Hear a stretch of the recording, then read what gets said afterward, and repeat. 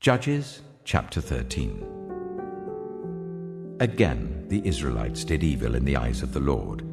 So the Lord delivered them into the hands of the Philistines for 40 years. A certain man of Zorah, named Manoah, from the clan of the Danites, had a wife who was childless, unable to give birth. The angel of the Lord appeared to her and said, "You are barren and childless, but you are going to become pregnant and give birth to a son. Now see to it that you drink no wine or other fermented drink, and that you do not eat anything unclean. You will become pregnant and have a son whose head is never to be touched by a razor, because the boy is to become a Nazirite, dedicated to God from the womb. He will take the lead in delivering Israel from the hands of the Philistines." Then the woman went to her husband and told him, "A man of God came to me. He looked like an angel of God, very awesome. I didn't ask him where he came from, and he didn't tell me his name. But he said to me, 'You will become pregnant and have a son. Now then, drink no wine or other fermented drink, and do not eat anything unclean, because the boy will be a Nazirite of God from the womb until the day of his death.' Then Manoah prayed to the Lord, 'Pardon your servant, Lord. I beg you to let the man of God you sent to us come again to teach us how to bring up the boy who's to be born.' God heard Manoah, and the angel of God came again to the woman while she was out in the field. But her husband Manoah was not with her. The woman hurried to tell her husband, 'He's here, the man who appeared to me the other day.' Manoah got up and followed his wife. When he came to the man, he said, 'Are you the man who talked to my wife?' 'I am,' he said. So Manoah asked him, 'When your words are fulfilled, what is to be the rule that governs the boy's life and work?' The angel of the Lord answered, 'Your wife must do all that I have told her. She must not eat anything that comes from the grapevine, nor drink any wine or other fermented drink, nor eat anything unclean. She must do everything I have commanded her.' Manoah said to the angel of the Lord, 'We would like you to stay until we prepare a young goat for you.' The angel of the Lord replied, 'Even though you detain me, I will not eat any of your food. But if you prepare a burnt offering, offer it to the Lord.' Manoah did not realize that it was the angel of the Lord.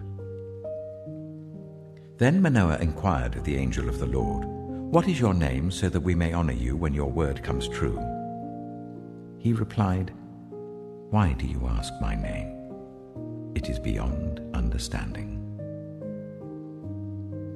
Then Manoah took a young goat, together with the grain offering, and sacrificed it on a rock to the Lord.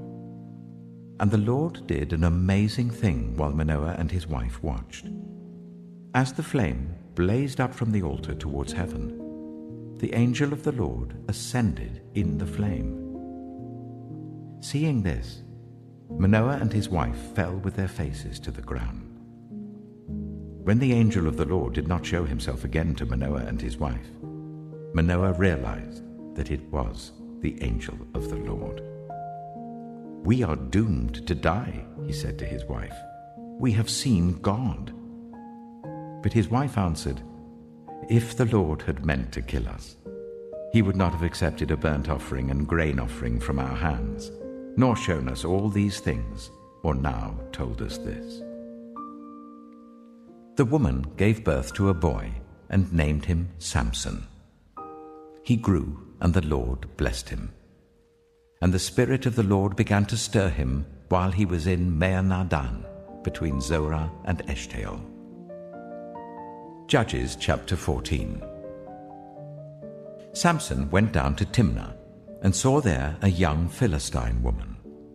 When he returned, he said to his father and mother, 'I have seen a Philistine woman in Timnah. Now get her for me as my wife.' His father and mother replied, Isn't there an acceptable woman among your relatives or among all our people? Must you go to the uncircumcised Philistines to get a wife?" But Samson said to his father, "Get her for me. She's the right one for me." His parents did not know that this was from the Lord, who was seeking an occasion to confront the Philistines, for at that time they were ruling over Israel. Samson went down to Timnah together with his father and mother. As they approached the vineyards of Timnah, suddenly a young lion came roaring towards him. The Spirit of the Lord came powerfully upon him, so that he tore the lion apart with his bare hands, as he might have torn a young goat. But he told neither his father nor his mother what he had done. Then he went down and talked with the woman, and he liked her. Some time later, when he went back to marry her, he turned aside to look at the lion's carcass, and in it he saw a swarm of bees and some honey. He scooped out the honey with his hands and ate as he went along. When he rejoined his parents, he gave them some, and they too ate it. But he did not tell them that he had taken the honey from the lion's carcass. Now his father went down to see the woman, and there Samson held a feast, as was customary for young men. When the people saw him, they chose 30 men to be his companions. "Let me tell you a riddle," Samson said to them. "If you can give me the answer within the 7 days of the feast, I will give you 30 linen garments and 30 sets of clothes. If you can't tell me the answer, you must give me 30 linen garments and 30 sets of clothes." "Tell us your riddle," they said. "Let's hear it." He replied, "Out of the eater, something to eat. Out of the strong, something sweet." For 3 days they could not give the answer. On the 4th day they said to Samson's wife, "Coax your husband into explaining the riddle for us, or we will burn you and your father's household to death. Did you invite us here to steal our property?" Then Samson's wife threw herself on him, sobbing, "You hate me. You don't really love me. You've given my people a riddle, but you haven't told me the answer." "I haven't even explained it to my father or mother," he replied, "so why should I explain it to you?" She cried the whole 7 days of the feast.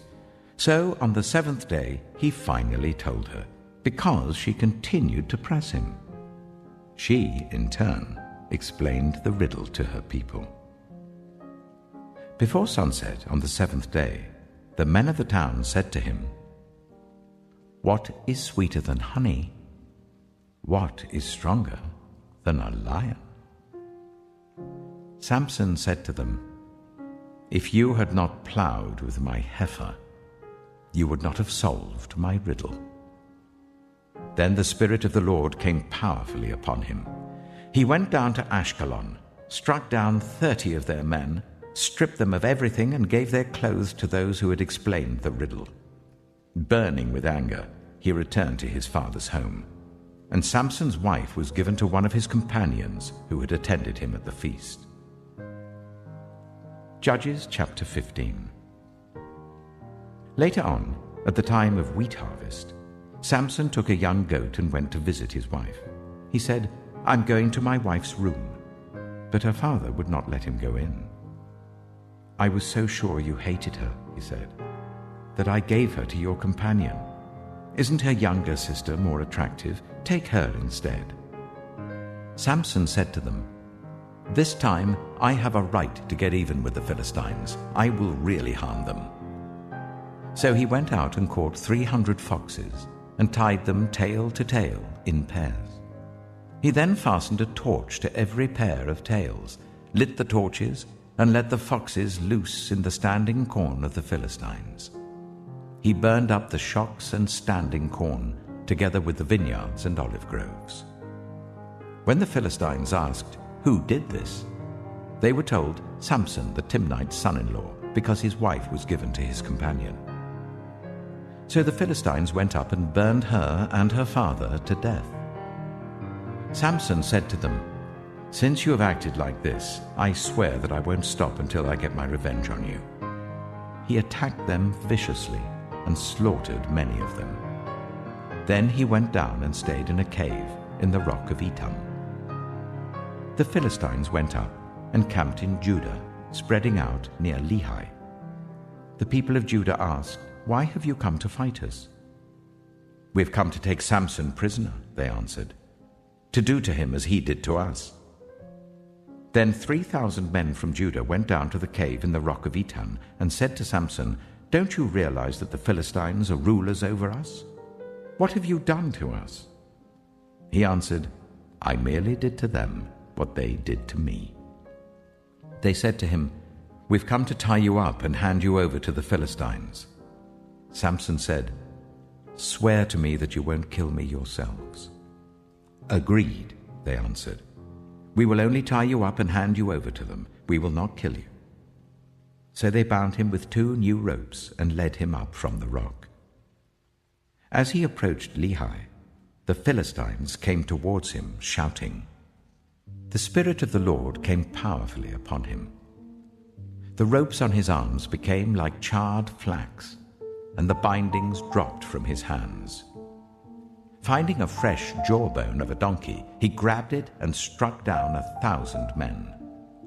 Then Samson said, "With a donkey's jawbone I have made donkeys of them.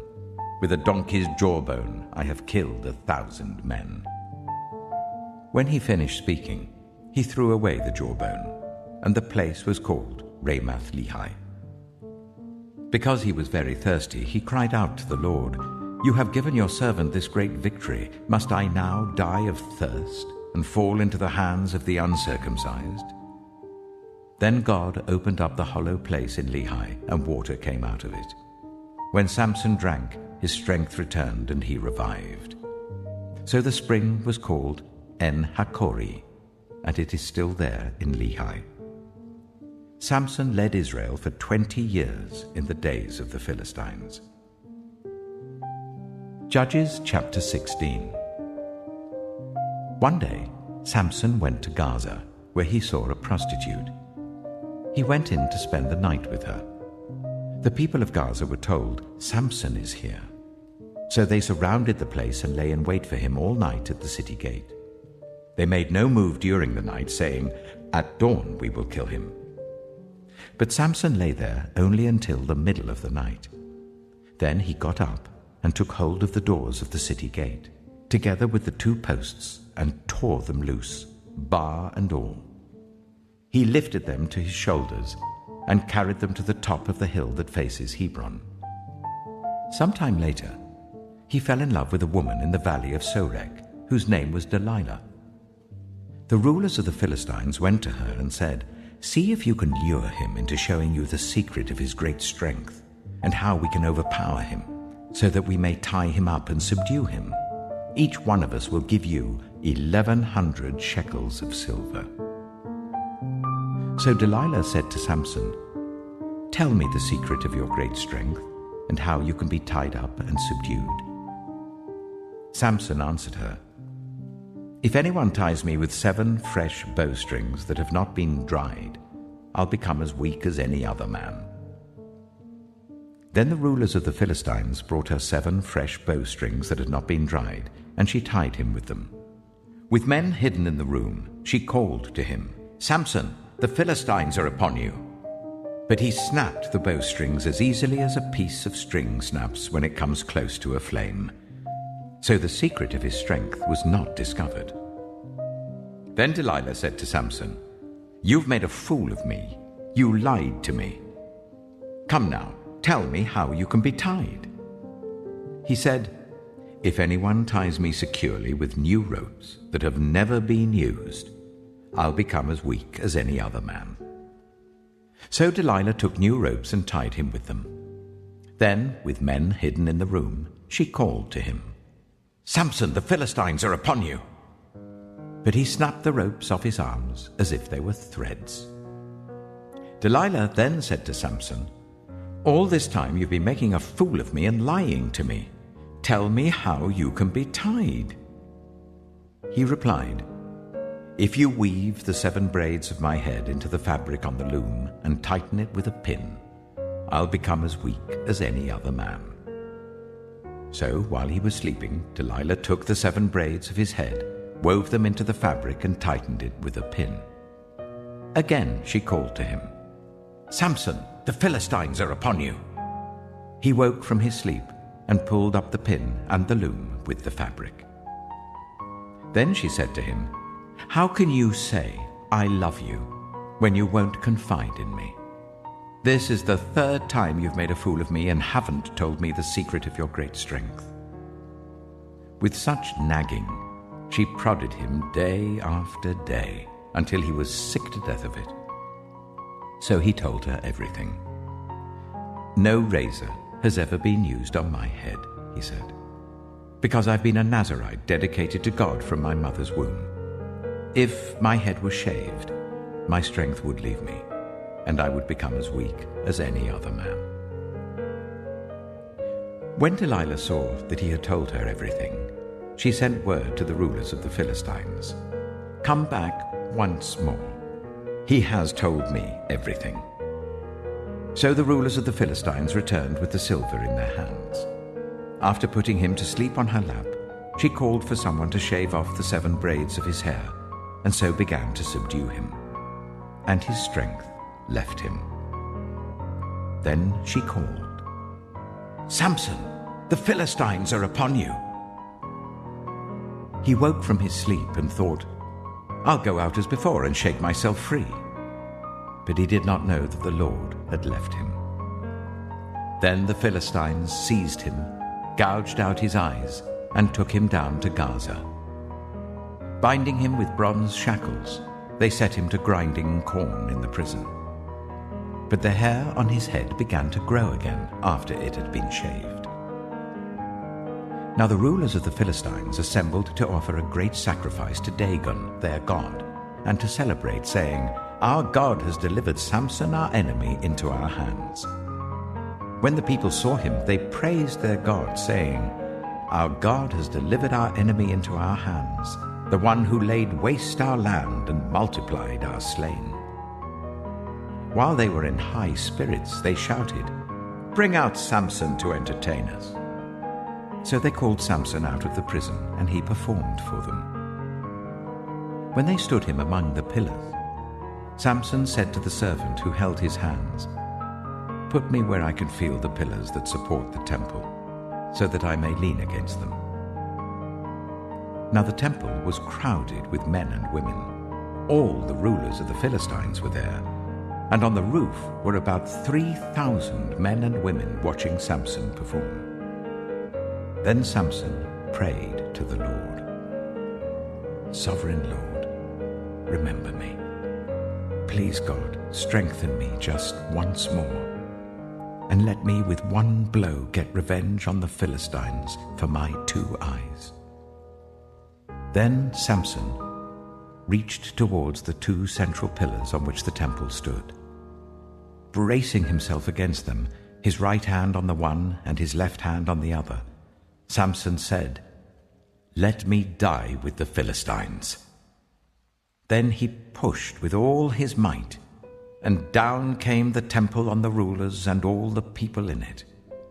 Thus he killed many more when he died than when he lived. Then his brothers and his father's whole family went down to get him. They brought him back and buried him between Zorah and Eshtaol, in the tomb of Manoah his father. He had led Israel for 20 years.